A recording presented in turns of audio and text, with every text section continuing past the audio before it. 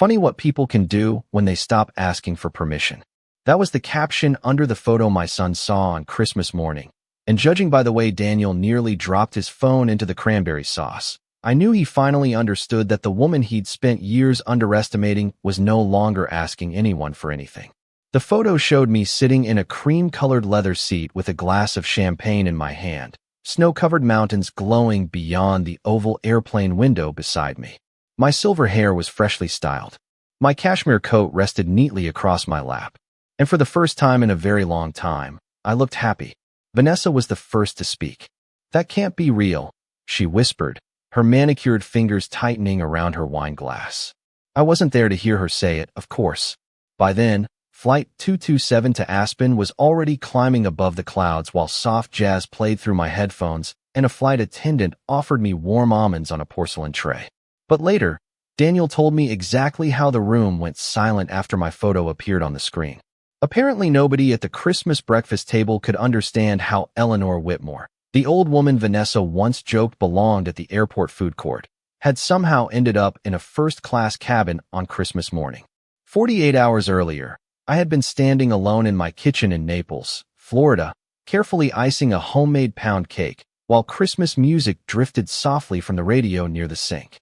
Outside, palm trees swayed gently in the warm December breeze, wrapped in white twinkle lights that looked beautiful from a distance, but somehow made the house feel emptier. I had spent the entire afternoon preparing dinner for the family. Honey glazed ham, sweet potato casserole, fresh dinner rolls from scratch. The same recipes Daniel used to beg for when he was a little boy sitting barefoot at my kitchen counter. By 6 o'clock, the candles were lit. By 7, the food was cold. Vanessa had texted 23 minutes earlier. Last-minute change. "We're hosting Christmas Eve at our place instead. Too many people to drive around tonight. We'll see you tomorrow maybe." Maybe. I stared at that word for a very long time. The dining room looked too large for one person. 6 untouched plates sat neatly arranged on the table beside folded linen napkins and crystal glasses I hadn't used since my husband passed 3 years ago. I slowly blew out the candles one by one. The smoke curled toward the ceiling in thin gray ribbons. Nobody called after that. Not Daniel. Not my granddaughter Chloe. Certainly not Vanessa. I wrapped the untouched pound cake in plastic wrap and placed it carefully into the refrigerator beside the bowl of whipped cream I'd made from scratch earlier that morning. Then I sat alone in the quiet house, while distant fireworks from the beachfront hotels echoed faintly across the water. Around 9:30 that night, my phone buzzed again. Another message from Vanessa. This time it was a photo. Everyone smiling beside a towering Christmas tree inside her $1 million living room.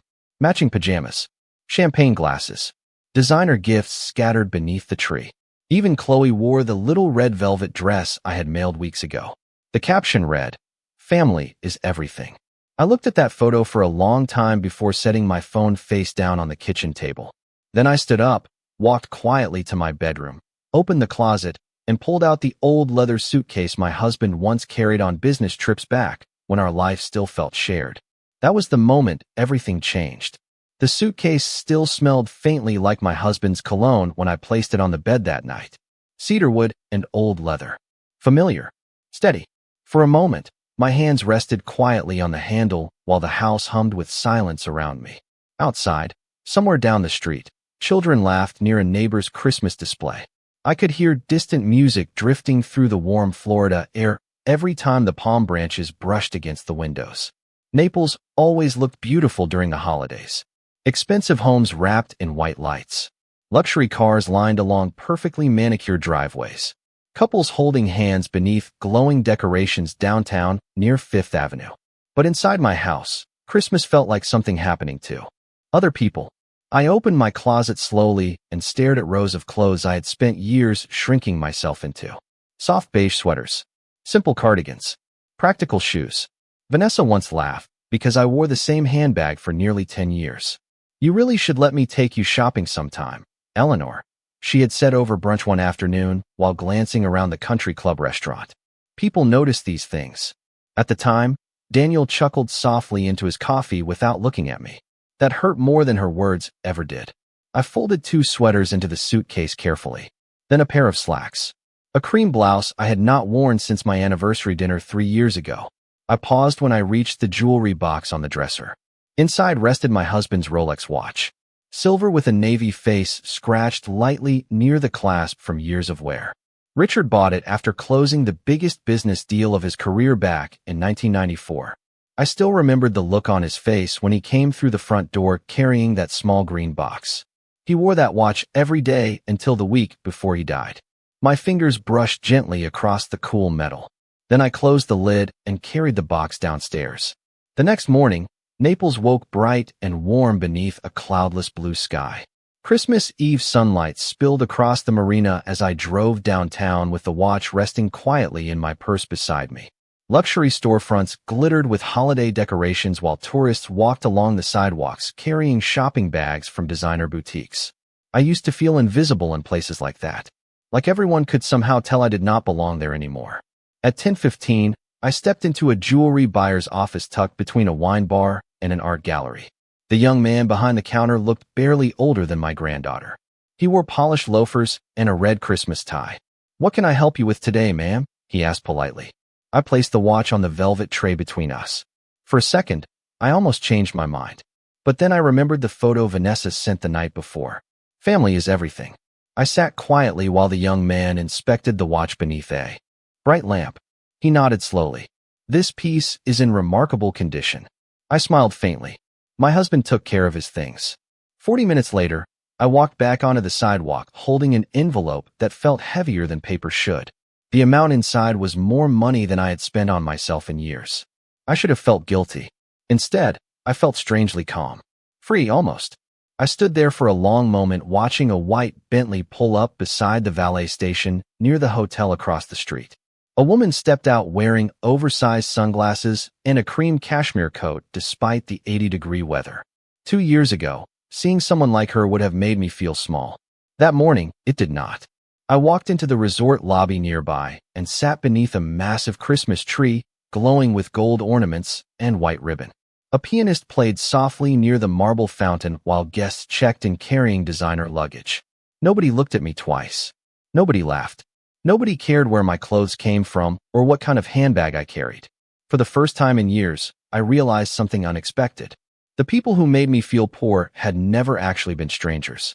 They had been my own family. I stayed in that hotel lobby for nearly 2 hours watching strangers celebrate Christmas in ways that looked effortless. A little girl in patent leather shoes spun in circles beside the piano while her father laughed softly into his phone. An elderly couple sat near the fountain sharing a slice of cheesecake with 2 forks. A woman in a white pantsuit carried shopping bags from stores where I used to feel too nervous to even walk inside. Nobody seemed rushed. Nobody seemed ashamed of taking up space. Around noon, I ordered a cup of tea from the cafe inside the resort. The young waitress smiled warmly when she placed the china cup in front of me. "Merry Christmas, ma'am." Such a simple thing. But kindness feels different when you have been surviving on crumbs of it for years. I sat quietly near the window overlooking the marina and opened my phone for the first time that day. 3 unread messages from Daniel. The first one arrived at 7:30 that morning. "Mom did you get Vanessa's text about tonight?" The second came an hour later. "We are heading to the Reynolds party later. You should rest and stay off the roads anyway." The third message simply read, "Everything okay?" I stared at those words while stirring milk into my tea. Everything okay? It amazed me how easily people ask that question when they do not really want the answer. My thumb hovered above the keyboard for a moment before I locked the screen again without replying. Through the window, yachts drifted slowly across the bright blue water while waiters carried trays of cocktails beside the dockside restaurant downstairs. Christmas music floated softly through hidden speakers in the lobby. Somewhere behind me, silverware clinked against expensive plates. The whole place smelled faintly of vanilla candles and fresh pine garlands. It occurred to me then that I had spent years shrinking my own life down to fit inside other people's comfort. I stopped traveling after Richard died because Vanessa once joked that older women looked sad vacationing alone. I stopped wearing jewelry because Daniel kept reminding me to be practical with money. I even stopped talking about my younger years because every family dinner somehow turned into Vanessa interrupting me with stories about private schools, luxury ski resorts, or the newest renovations in their house. Little by little, I disappeared from my own life without noticing it happening. I remembered one particular dinner last spring at their country club. Vanessa had invited several business associates of Daniel's for cocktails on the terrace overlooking the golf course. I wore a navy dress and pearl earrings Richard bought me for our 30th anniversary. I thought I looked nice that evening. Elegant even. But halfway through dinner, Vanessa leaned close and whispered, "Next time I can help you pick something a little more modern. Florida retirement communities have really cute boutiques now." Then she smiled sweetly and took another sip of wine while everyone else kept talking. I laughed softly at the time because humiliation is easier to survive when you pretend it is humor. But later that night, I cried quietly in my bathroom while removing my makeup. Not because of the dress, because I realized my son heard every word and said nothing. The pianist in the lobby began playing Have Yourself a Merry Little Christmas as afternoon sunlight shifted across the marble floors. I closed my eyes for a moment and listened carefully to the music. Richard used to play that song while decorating our tree every Christmas Eve. He always sang off-key during the chorus and made Daniel laugh so hard he nearly dropped the ornaments. Back then, our house felt warm in a way money could never buy. I missed that version of my life more than I missed the people sitting at Vanessa's dinner table pretending family meant matching pajamas and expensive wine. Around 3 o'clock, I walked across the lobby toward the concierge desk. The young man behind the counter greeted me with the same professional smile I had seen him give wealthy guests all afternoon. "How may I help you today, Mrs. Whitmore?" The sound of my name spoken with respect nearly caught me off guard. I rested my hands lightly on the marble counter and took a slow breath. "I would like to book the earliest first-class flight to Aspen tomorrow morning," I said calmly. "And I would also appreciate your best suite with a mountain view." The concierge did not blink when I requested the suite. He did not look me up and down the way saleswomen sometimes did in luxury stores back when I still hesitated before touching expensive things. He simply nodded politely and turned the computer screen slightly toward himself. "We do have a mountain view suite available at the Silver Pines Resort," he said. "Private balcony, fireplace, breakfast included." His fingers moved quickly across the keyboard while soft piano music drifted through the lobby behind me. "And the flight?" I asked quietly. "There is a first-class seat available tomorrow morning, leaving Miami at 8:40. He paused briefly. "Would you like me to arrange car service to the airport as well?" I should have said no. The practical part of me almost did. For years, practicality had ruled every decision I made. Practical shoes, practical spending, practical dreams. But something inside me felt strangely still that afternoon, as though a door had quietly closed behind me without my noticing. "Yes," I replied. "Please arrange the car." The concierge smiled warmly. "Excellent choice, Mrs. Whitmore. Excellent choice." Nobody had said those words to me in a very long time. By the time I returned home, the sky outside had turned soft shades of pink and gold above the Gulf of Mexico. Christmas lights glowed from neighboring houses while inflatable snowmen bobbed gently across manicured lawns.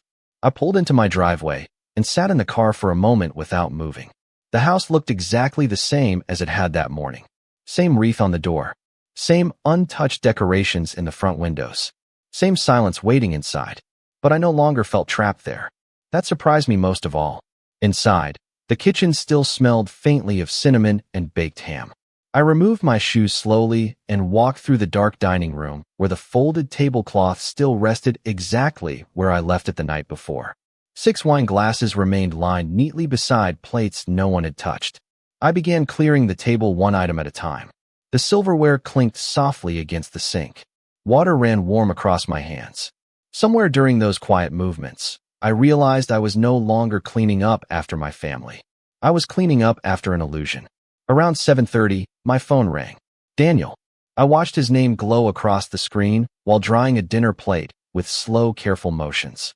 For years, I answered every call immediately, even when he interrupted dinner, even when he forgot birthdays, even when conversations lasted less than 2 minutes before Vanessa's voice appeared somewhere in the background, pulling him away again.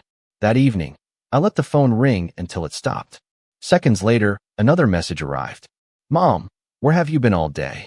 Then another. "Vanessa says you are acting strange." I almost laughed reading that one.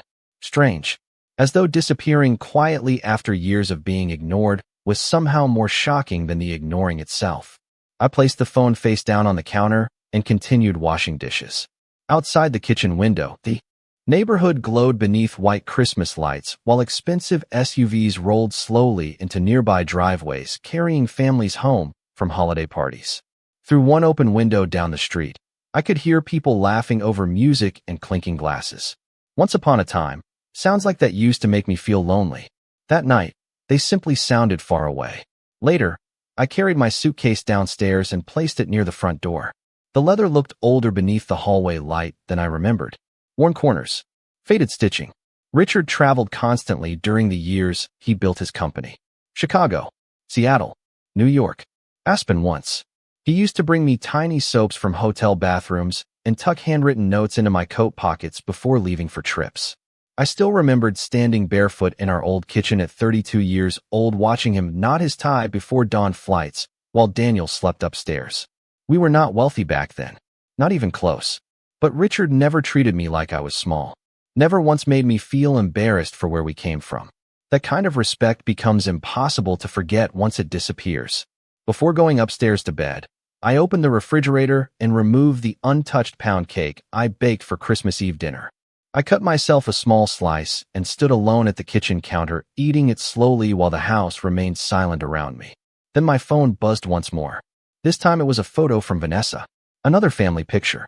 Daniel smiling beside Chloe in matching plaid pajamas near the fireplace.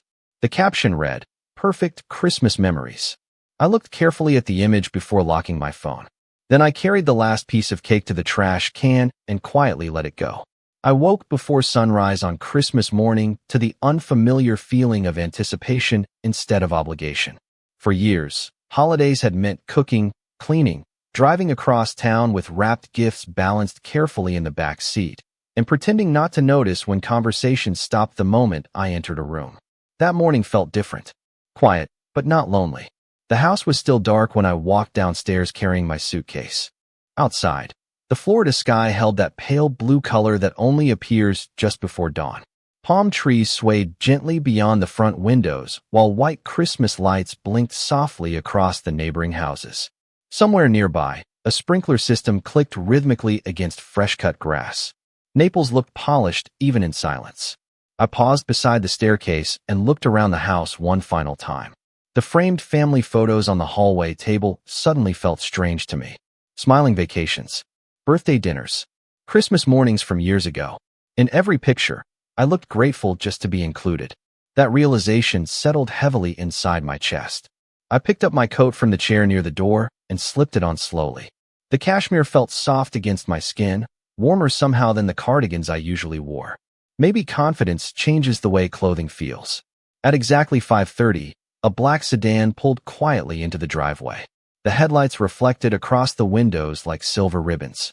The driver stepped out immediately and opened the trunk before I even reached the front door. "Good morning, Mrs. Whitmore," he said politely. "Merry Christmas." "Merry Christmas," I replied, surprised by how natural the words sounded this time. During the drive to Miami, the highway remained nearly empty except for a few travelers heading south toward the coast. Christmas music played softly through the car speakers while city lights flickered in the distance beyond rows of dark palm trees. I sat quietly in the back seat watching the sunrise spread pink and gold across the horizon. For once, nobody needed anything from me. No grocery lists. No extra folding chairs. No awkward family dinners where Vanessa corrected my pronunciation of imported wine labels in front of strangers. Just silence. Peaceful silence. Around 7:15, the sedan pulled beneath the covered entrance of the private terminal lounge at Miami International Airport. Glass walls reflected soft golden lights across polished marble floors while travelers in expensive winter coats rolled designer luggage through the entrance. I stepped out slowly, half expecting someone to stop me and explain there had been some mistake. But nobody did. The driver handed my suitcase to a porter while another employee greeted me warmly inside the lobby. "Welcome, Mrs. Whitmore." Again, my name spoken carefully, respectfully. I followed the porter through the lounge where leather chairs overlooked the runway beyond massive windows. A Christmas tree nearly 20 feet tall glowed beside a stone fireplace, while waiters carried silver trays filled with pastries and champagne. Everything smelled faintly of coffee beans, cedarwood, and cinnamon. I should have felt out of place there. Instead, I felt strangely invisible in the best possible way. Nobody cared how old I was. Nobody looked embarrassed standing beside me. Nobody acted as though my presence lowered the value of the room. I settled into a cream-colored chair near the windows and wrapped my hands around a warm cup of coffee. Outside, private jets gleamed beneath the morning sun while luggage carts moved quietly across the tarmac. For several minutes, I simply sat there breathing slowly and letting the moment settle around me. Then my phone began vibrating across the small glass table beside my chair. Daniel, followed immediately by another call. Then Vanessa. I stared at both names flashing across the screen while the pianist near the fireplace began playing Silent Night. Finally, a text appeared. Mom, where are you? Another. Why are you not answering? Then one from Vanessa. Chloe is upset you disappeared this morning. I almost responded to that one. Almost. But then I remembered every holiday where Chloe had been too busy for a 5-minute phone call, while Vanessa posted endless photos online about family traditions and gratitude. Children notice what adults teach them to notice. I locked my phone again and placed it gently back into my purse. A few moments later, an airline attendant approached with a warm smile. Mrs. Whitmore, we will begin boarding shortly. Her eyes moved toward my coat. That is a beautiful color on you, by the way. Such a small compliment. Yet I felt my throat tighten unexpectedly. I thanked her softly and stood up near the window just as the first snow clouds appeared faintly across the television weather screen mounted above the lounge bar. Aspen was expecting 6 inches by evening. I had not seen falling snow in almost 15 years. Boarding first class felt strangely quiet compared to everything I imagined over the years. No velvet ropes. No glamorous movie moment. Just soft carpet beneath my shoes, warm lighting overhead, and a flight attendant greeting me with a smile that did not feel forced. Welcome aboard, Mrs. Whitmore. I thanked her softly and followed her down the wide aisle while other passengers settled into oversized leather seats beside polished walnut panels and softly glowing reading lamps.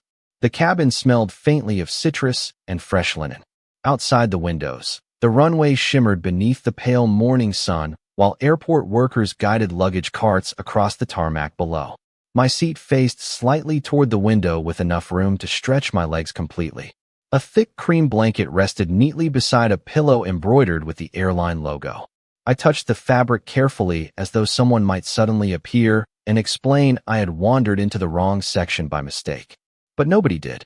The flight attendant offered champagne before takeoff. I almost declined out of habit. Women like me spent decades declining things before anyone could take them away first. Then I heard Vanessa's voice in my head from 2 summers ago during a dinner party at her house. Honestly, Eleanor still thinks sparkling water is fancy. Everyone laughed politely while I smiled into my napkin and pretended not to notice. That morning, 30,000 feet above the ground, I accepted the champagne. The glass felt cold and delicate between my fingers. Tiny bubbles rose quietly to the surface, while soft jazz played through hidden speakers overhead. Across the aisle sat an older man in a charcoal turtleneck reading a hardcover novel beside a woman knitting a pale blue scarf. Nobody stared at me. Nobody questioned whether I belonged there. The plane began moving slowly away from the gate, and for the first time in years, I felt something unfamiliar settle gently into my chest. Not happiness exactly. Relief. Deep, aching relief. As Miami disappeared beneath the clouds, I finally opened my phone again. 31 missed calls. Most from Daniel. 6 from Vanessa. 3 voicemails. I listened to the first one while watching the coastline fade into bright white sunlight below. Mom, please call me back. We are worried. His voice sounded strained in a way I had not heard since Richard's funeral. The second voicemail came 20 minutes later. Mom, Chloe is asking where you are. Vanessa thinks maybe something happened. I closed my eyes briefly after hearing that one. Vanessa thinks maybe something happened. The irony almost made me smile. Something had happened. Just not the kind they imagined. I deleted the voicemails without responding. Then another text arrived while the plane leveled above the clouds. This one from Vanessa directly. Daniel saw your post. What is going on? I looked at the attached screenshot beneath her message. My photo.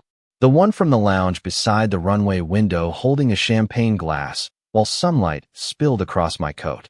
I had posted it impulsively before boarding with only one sentence beneath it. Funny what people can do when they stop asking for permission. Nearly 400 people had reacted already. Women I had not spoken to in years commented things like, "You look incredible," and "Good for you, Eleanor." One woman from my old church group wrote, "About time somebody appreciated you." I stared at that comment for a long moment before locking the phone again. The flight attendant returned carrying a warm towel and a small tray of roasted almonds.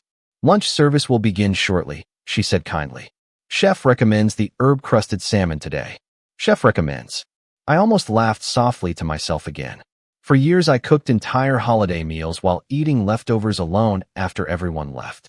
Now someone was recommending salmon to me while handing me warm towels in the sky. The absurdity of life arrives quietly sometimes. I turned toward the window as sunlight flooded the cabin in soft gold waves. Beneath us stretched endless clouds glowing white and silver like untouched snowfields. Somewhere far below, families gathered around Christmas trees and dining. Tables pretending traditions automatically meant love. I thought about Richard then. The version of us before success changed the rooms we entered. Before Daniel learned embarrassment from the people he wanted approval from. Richard used to tell me something whenever I doubted myself in public places. People decide your value by watching what you tolerate. Back then, I thought he meant business negotiations. Sitting there above the clouds in first class on Christmas morning, I finally understood he had been talking about life. By the time the plane began descending into Aspen, the world outside my window had transformed completely. Florida's warm blue coastline was gone, replaced by endless mountains covered in fresh snow that glowed silver beneath the afternoon light. Pine trees stretched across the valleys like dark brushstrokes against white hillsides, and small cabins dotted the landscape with smoke curling gently from stone chimneys. I pressed my fingertips lightly against the cold window and stared quietly at the snowfall drifting beneath us. Everything looked softer there, cleaner somehow. The flight attendant stopped beside my seat with a warm smile. "First time in Aspen, Mrs. Whitmore?" I nodded. "First time anywhere like this." She smiled kindly. "Well, you picked a beautiful Christmas to come." Beautiful Christmas. I repeated those words silently after she walked away. I had not thought of Christmas as beautiful in years. The plane landed smoothly just after 3 in the afternoon. Inside the terminal, travelers bundled in wool coats and snow boots moved through the lobby carrying ski equipment and expensive luggage while holiday garlands wrapped around massive wooden beams overhead. The air smelled faintly of pine, coffee, and cold mountain air drifting through the sliding entrance doors every few seconds. I followed the crowd slowly toward baggage claim, still half expecting the feeling to disappear. The confidence, the calm, but it stayed with me. Near the exit, a driver holding a sign with my name stepped forward immediately. "Mrs. Whitmore?" "Yes." "Welcome to Aspen. The resort sent me to bring you up the mountain." "Up the mountain." Even hearing the words felt luxurious. Outside, snowflakes drifted steadily through the air while black SUVs lined the curb beside the terminal. I climbed into the back seat carefully, wrapping my coat tighter around myself as the driver loaded my suitcase. The leather seats warmed gently beneath me while soft instrumental Christmas music played through the speakers. As we drove through Aspen, I watched people walking beneath white string lights wrapped around every tree downtown. Couples carried shopping bags from designer stores while children pulled sleds through fresh snow near the sidewalks. Everything looked like one of those Christmas cards Vanessa used to display on her marble kitchen counter every December. Perfect. Expensive. Untouchable.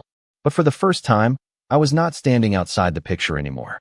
Halfway up the mountain road, my phone buzzed again. "Daniel." This time, I answered. Silence filled the line for half a second before his voice finally came through. "Mom." He sounded exhausted, relieved, confused. "Where are you?" Snow-covered pine trees blurred past the car window while I watched the mountains darken beneath the approaching evening sky. "Colorado," I replied calmly. Another silence. Then Colorado. He almost laughed from disbelief. "Mom, what are you talking about?" "I am in Aspen." I heard muffled voices in the background before Vanessa's voice suddenly sharpened somewhere near the phone. "Ask her why she posted that picture." Daniel lowered his voice again. "Mom, everybody saw your post. Vanessa says people are calling asking questions." I looked out the window at the snowfall thickening across the mountainside. Questions. It amazed me how quickly people become uncomfortable when the quiet person in the room changes. I am sure they are, I answered softly. Mom, his voice cracked slightly then. Why did you leave without saying anything? That question settled heavily between us. Not because it was cruel, because it was honest. I thought about all the dinners where nobody noticed I stopped speaking halfway through conversations. All the birthdays reduced to text messages. All the holidays where I became smaller and quieter until eventually disappearing did not seem impossible anymore. Daniel, I said carefully, you stopped listening to me a very long time ago. The line went completely silent after that. Even Vanessa said nothing. Finally, he spoke again, softer this time. Chloe cried this morning when she realized you were gone. I closed my eyes briefly. That one hurt. I love Chloe very much, I replied. But children learn how to value people by watching their parents. I heard Vanessa inhale sharply somewhere near the phone. Then Daniel whispered, Mom, but the driver interrupted gently from the front seat. Mrs. Whitmore, we are here. The resort appeared through the snowfall like something from another lifetime.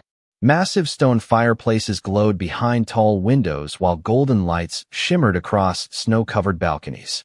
Valets moved quickly through the falling snow carrying luggage as guests laughed beneath thick scarves and wool coats near the entrance. I looked at the building for a long moment before speaking into the phone one final time.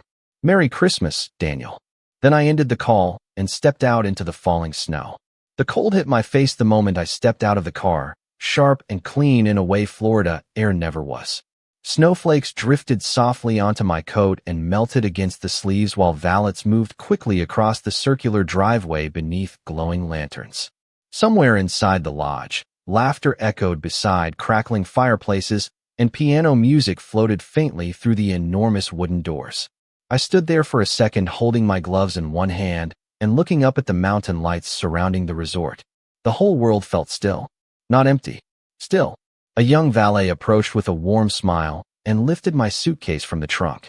Welcome to Silver Pines, Mrs. Whitmore. Again, that same simple respect. No hesitation. No pity. Inside, the lobby glowed gold beneath massive chandeliers made from iron and amber glass. Pine garlands wrapped around stone columns while enormous windows overlooked falling snow across the mountain slopes beyond. Families gathered beside fireplaces sipping hot chocolate. Children in wool sweaters played near towering Christmas trees covered in white lights and silver ribbon. The air smelled like cedarwood, cinnamon, and fresh coffee. I removed my gloves slowly while snow melted from my coat sleeves onto the polished floor beneath me. For the first time in years, I did not feel like I was intruding on someone else's beautiful life. The woman at the front desk smiled brightly when I approached. Merry Christmas, Mrs. Whitmore. We have your suite prepared. She handed me a gold keycard inside a leather holder embossed with the resort logo. Your balcony has one of the best mountain views on the property. Best mountain views. I almost wanted to laugh at how naturally people here spoke about beauty and comfort, as though everyone deserved it. Upstairs, my suite overlooked endless snow-covered pine forests stretching beneath the darkening sky. A fire crackled softly inside the stone fireplace, while soft jazz drifted from hidden speakers overhead. Someone had placed fresh flowers beside the bed along with a handwritten welcome note and a small plate of chocolate-covered strawberries. I walked slowly through the room, touching things carefully. Velvet curtains, marble countertops, thick blankets folded neatly at the edge of the bed. Little luxuries I spent years convincing myself were unnecessary. My phone buzzed again before I could remove my coat. Vanessa this time. I stared at her name glowing across the screen while snowfall thickened outside the balcony doors. Finally, I answered. Her voice came quickly, tight, controlled. Eleanor, what exactly are you trying to prove with all of this? I walked toward the fireplace slowly, listening to the logs crack softly beneath orange flames. I am not trying to prove anything. She laughed once under her breath. Come on. The photo. The flight. Aspen. This whole dramatic disappearing act. Dramatic.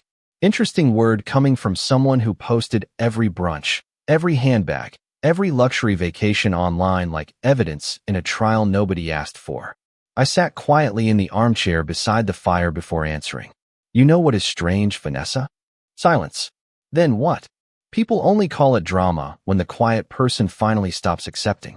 Mistreatment. Another silence followed. Longer this time. I could almost picture her standing inside that perfect marble kitchen gripping her phone while Daniel lingered somewhere nearby, pretending not to listen. Finally, she spoke again, softer now. Nobody mistreated you. I looked out toward the snow-covered mountains glowing silver beneath the night sky. You spent years teaching my son to be embarrassed of ordinary people. Her breathing shifted faintly on the other end. That is not fair. No, I replied calmly. What was not fair was watching Daniel slowly become someone who measures human value by appearances. She did not interrupt this time. So I continued. You know what hurt most, Vanessa? It was never the comments about my clothes or my handbag or the little jokes at dinner parties. I paused briefly while snow drifted softly against the balcony glass.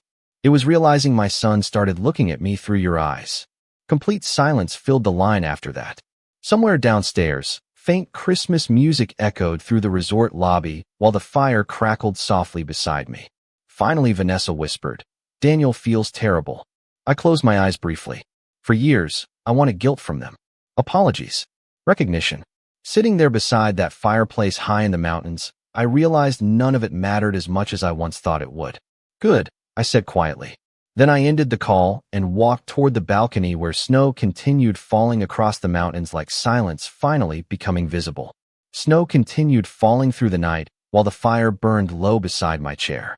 I slept with the balcony curtains partially open so I could watch the mountains beneath the moonlight whenever I woke. At some point around dawn, I realized something unusual. My chest no longer felt heavy. The constant pressure I carried for years had quietly disappeared somewhere between Florida and Colorado. Not because my family suddenly changed, not because anyone apologized, but because for the first time in a very long while, I stopped begging for belonging in places where I was merely tolerated. Christmas morning at the resort moved slowly and peacefully.